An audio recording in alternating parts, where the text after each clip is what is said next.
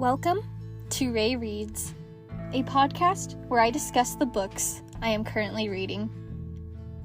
For this episode of Ray Reads, I will be discussing Ruthless Gods, Book 2 in the Something Dark and Holy series by Emily A. Duncan.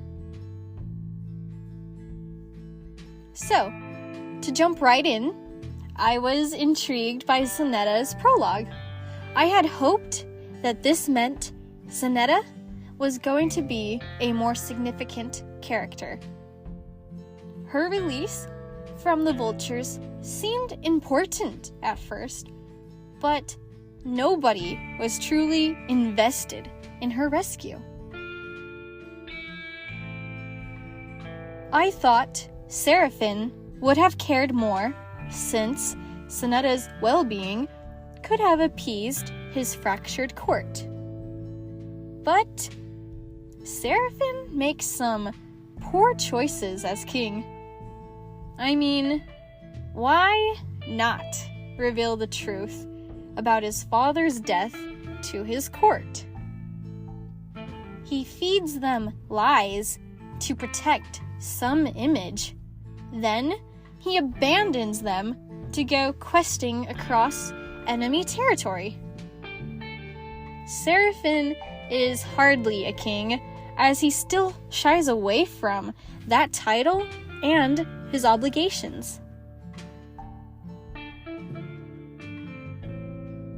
At least, Seraphim still cares for Casper. I was not expecting their relationship at all, but I am 100% here for it.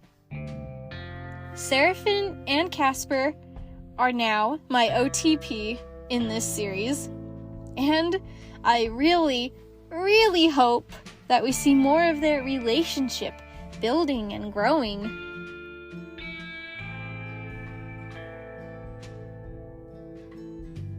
Nadia and Malachi's romance remains the most compelling with its darkness. Nadia struggles to reconcile all of her feelings for Malachi's. She hates him, and she misses him. His betrayal has not completely erased her love, and she resents that more than anything. Their relationship is built on betrayals and mistrust, and despite their irresistible attraction, they place their beliefs and ideals above love. This aspect of their relationship reminds me of the Red Queen series by Victoria Aveyard, how love isn't always enough, and how anyone can betray anyone.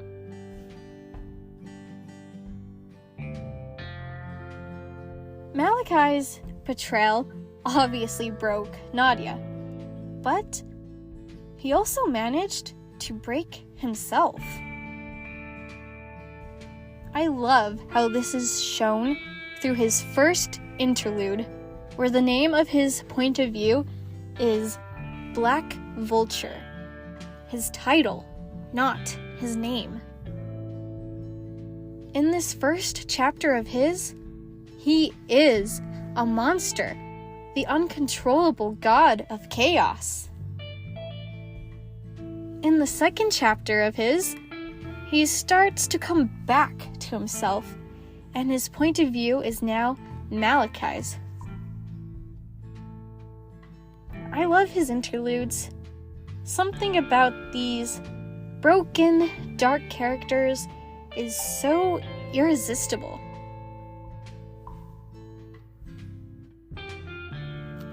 Nadia and Malachi's remind me also of Hannibal and Will from the NBC series. They feed off each other's darkness, fundamentally touching and changing each other.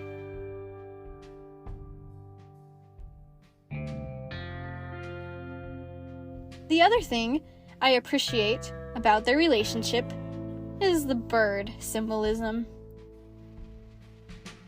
The black vulture is a no-brainer, a symbol of death and resourcefulness. Malachi's nicknames Nadia Little Bird in the first book, a pet name to show his affection and her innocence. But Nadia and Malachi's are birds of a feather. Though birds of a feather flock together, it is only until the cat comes and self-interest takes over.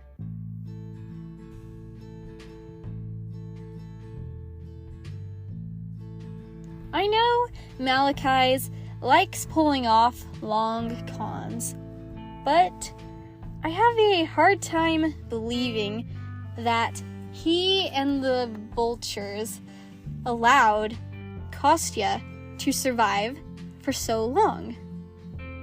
Kostya is still alive after being held captive for possibly a year? Bringing him back in the story didn't make much sense to me, especially with how he ends up being killed off a second time. I don't think his character offered much to this book beyond a little extra drama.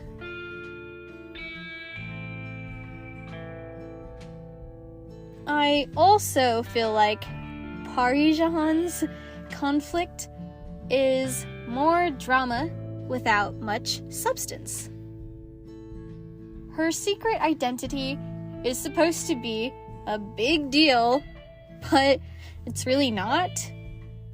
Not enough time and attention has been spent on her and her country, so this plotline feels too much like a loose thread that doesn't quite tie in yet.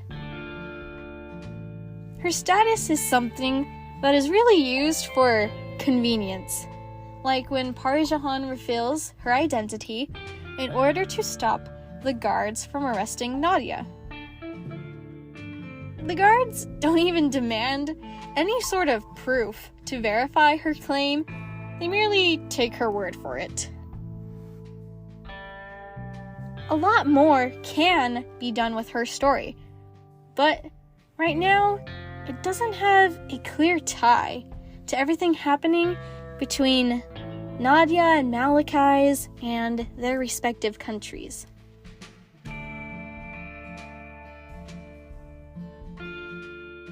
The best part of this story is how everyone is horrifyingly falling apart.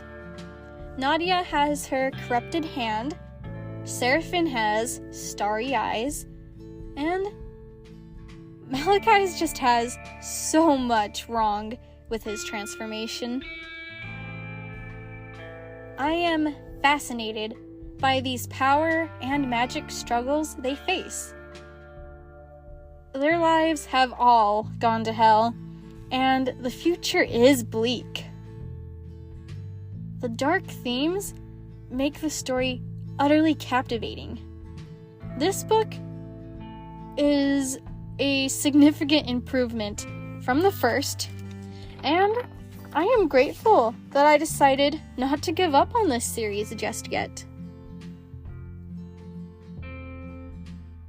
The last thing I want to share here is I truly appreciate the queer characters we have. Asya is a lesbian, Casper is gay, and Seraphine is bisexual. It means a lot to me to see this found family of LGBT characters in a fantasy book. Fantasy often lacks diversity, so I am grateful for those that are more inclusive, for those that have diverse main characters. Unlike the previous book, this one left me desperate for more. I can see how much Emily A. Duncan has grown as a writer in this novel, and I hope to see this progression in the next one.